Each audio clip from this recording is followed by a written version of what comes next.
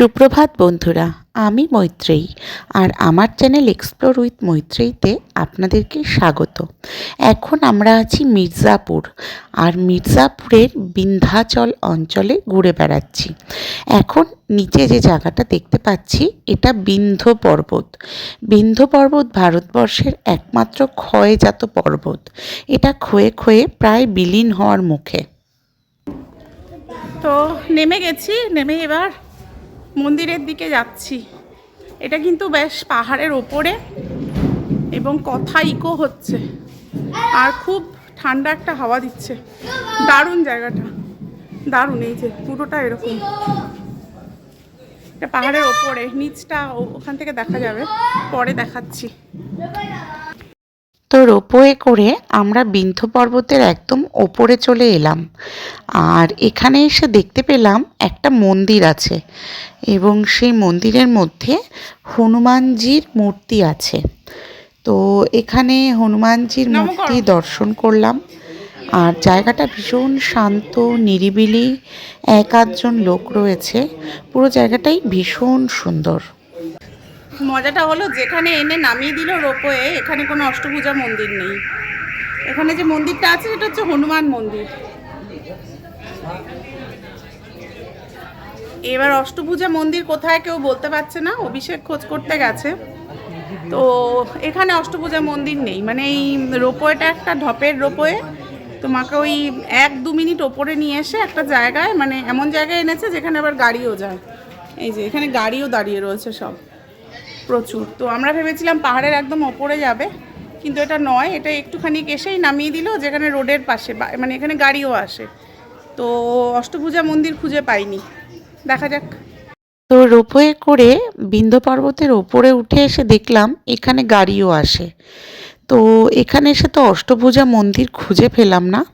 তো হনুমান মন্দির দেখে বিফল মনোরথ হয়ে আবার এই রোপওয়ে করে নিচের দিকে নেমে চলে যাচ্ছি কালীখো মন্দিরের দিকে। তো এখান থেকে বিন্ধ্য পর্বত পেছনে কি অসাধারণ দেখা যাচ্ছে, দারুণ দেখা যাচ্ছে বিন্ধ্য পর্বত পেছনে। বিন্ধ্য পর্বতের যেমন পৌরাণিক মাহাত্ম্য রয়েছে, তেমনি রয়েছে ভৌগোলিক মাহাত্ম্য। পৌরাণিক দিক থেকে মনে করা হয় মা দুর্গা মহিষাসুর বধের পরে বিন্ধ্যাচলেই তিনি তার আবাস ঠিক করে নেন এবং দেবী দুর্গা এই বিন্ধ্যাচলেই বিরাজ করেন। অপরদিকে ভারতবর্ষের একমাত্র ক্ষয়জাত পর্বত হলো এই বিন্ধ্য পর্বত, এবং উত্তরপ্রদেশের মির্জাপুরেই একমাত্র এই বিন্ধ্য পর্বত দেখতে পাওয়া যায়। এবং এটা নাকি আগে অনেক উঁচু ছিল, অনেক বড় ছিল, হিমালয়ের পাহাড়গুলোর মতোই উঁচু ছিল, কিন্তু ধীরে ধীরে ক্ষয়প্রাপ্ত হতে হতে এখন কিন্তু টিলার মতন, মানে বড় একটা ওয়াল করলে যেমন হয় তেমন ছোট ছোট টিলার মতন। তো যাই হোক, বিন্ধ্য পর্বতের উপর এই রোপওয়ে চড়লাম এবং তারপর আমরা নিচে আবার নেমে এলাম এই কালীখো মন্দিরের দিকে। এবং কালীখো মন্দির থেকে এবার আমরা চলে যাব যেখানে আমাদের গাড়ি দাঁড়িয়ে আছে সেই গাড়ি স্ট্যান্ডে, এবং তারপরে গাড়ি করে আমরা খোঁজ করব অষ্টভুজা মন্দির কোথায়। তো কালীখোর মন্দির থেকে বেরিয়ে গেছি, বেরিয়ে এখন আমরা যাচ্ছি অষ্টভুজা মন্দিরের দিকে। অষ্টভুজা অ্যাকচুয়ালি সরস্বতী মন্দির। তো দেবী সরস্বতী রূপে এখানে মা দুর্গা বিরাজ করছেন। তো বিন্ধ্যাচল পর্বতের এই 3টে মেন পয়েন্ট ত্রিভুজ যাত্রা বলে, ত্রিকোণ যাত্রা বলে। তো এই ত্রিকোণ যাত্রার লাস্ট পয়েন্ট বা third point, first point Vindhyachal, second point Kalikhoh, third point হচ্ছে অষ্টভুজা মন্দির। তো এখান থেকে 2 কিলোমিটার বলছে ওপরের দিকে উঠতে হবে, গাড়ি যায় মন্দির পর্যন্ত। তো আমরা এখন যাচ্ছি অষ্টভুজা মন্দির। কালীখো মন্দির থেকে ধীরে ধীরে গাড়ি ওপরের দিকে উঠতে লাগলো বিন্ধ্য পর্বতের ওপর দিকে। দুপাশের দৃশ্য খুব সুন্দর ছিল এবং সবুজে সবুজ, পাহাড়ের ওপর দিক হওয়ায় হালকা ঠান্ডাও ছিল। আর সবচেয়ে বড় কথা, বিন্ধ্য পর্বত মনুষ্য বর্জিত। এই পর্বতের উপরে না কোথাও কোনো মানুষের বাড়িঘর বা বসবাস এগুলো লক্ষ্য করলাম না। পুরো জায়গাটাই ফাঁকা, অনেকটা খান্ডার টাইপের। তো মাঝখান দিয়ে রাস্তা চলে গেছে, তো সেই রাস্তা দিয়েই আমরা এগিয়ে যেতে যেতে এসে পড়লাম অষ্টভুজা। তো আমরা চলে এসেছি এবার অষ্টভুজা মন্দিরে। এটা একেবারে বিন্ধ্যাচল পাহাড়ের ওপরটায় উঠে এলাম। মানে সত্যি পাহাড়টা কিভাবে ক্ষয় হয়ে যাচ্ছে, মানে দেখলে বোঝা যায় যে ক্ষয়জাত পাহাড়। ওপরটা একদম ফ্ল্যাট, পাহাড়ের ওপরটা এটা একদম, তো এটা একদম ফ্ল্যাট। তো আমরা যাচ্ছি এখন মন্দিরের দিকে। বিন্ধ্য পর্বতের এই ওপরে যেখানে অষ্টভুজা মন্দির, সেখানে কিন্তু প্রচুর দোকানপাট রয়েছে। পূজার সামগ্রী আসলে বিক্রি হচ্ছে এখানে। আর উত্তরপ্রদেশের কাঁচের চুড়ি, প্রচুর কাঁচের চুড়ির ভ্যারাইটি এখানে আছে।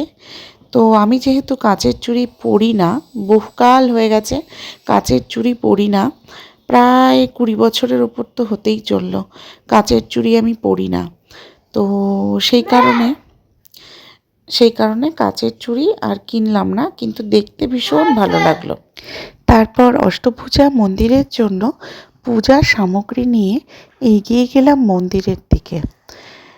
কিন্তু রাস্তার দুপাশে এত সুন্দর সুন্দর কাঁচের চুড়ির দোকান, মন পুরো কেড়ে নিচ্ছিল আমার। সত্যি কথা, মন চাইছিল ভীষণ চুড়িগুলো নিতে। তো দেবী অষ্টভুজা মন্দিরে দর্শন করলাম। এটা একটা গুহার মধ্যে, মানে একদম নিচে গুহার ভেতর দিয়ে গিয়ে একদম দাঁড়ানোরও জায়গা নেই, প্রায় হাঁটু মুড়ে দেবীর দর্শন করে তারপরে আবার বেরিয়ে এলাম।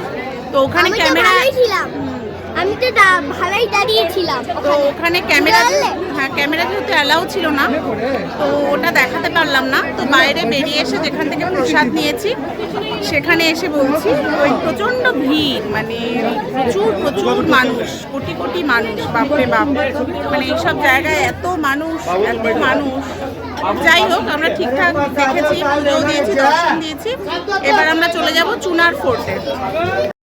তো ফেরার পথে দেখলাম এই বিন্ধ্য পর্বতের ওপরে রাস্তার দুধারে মানুষ পিকনিক করছে। গাড়ি থামিয়ে, বিভিন্ন বাস থামিয়ে এই যে পিকনিক করছে। তো বেশ মজার লাগলো বিষয়টা। তো এখন আমরা চলে যাচ্ছি মির্জাপুর থেকে চুনার ফোর্টের দিকে। বিকেল হয়ে আসছে, আর বিন্ধ্য পর্বতের ওপরের প্রকৃতিটা কিন্তু সত্যিই ভীষণ সুন্দর। তো এই আজকের ব্লগ এই পর্যন্তই। সকলে ভালো থাকবেন, সুস্থ থাকবেন। আর প্লিজ যদি ভালো লাগে আমার চ্যানেলটা একটু সাবস্ক্রাইব করে দেবেন। আর আপনাদের লাইক কমেন্টের আশায় বসে থাকি আমি। সকলে ভালো থাকবেন। শুভরাত্রি, নমস্কার।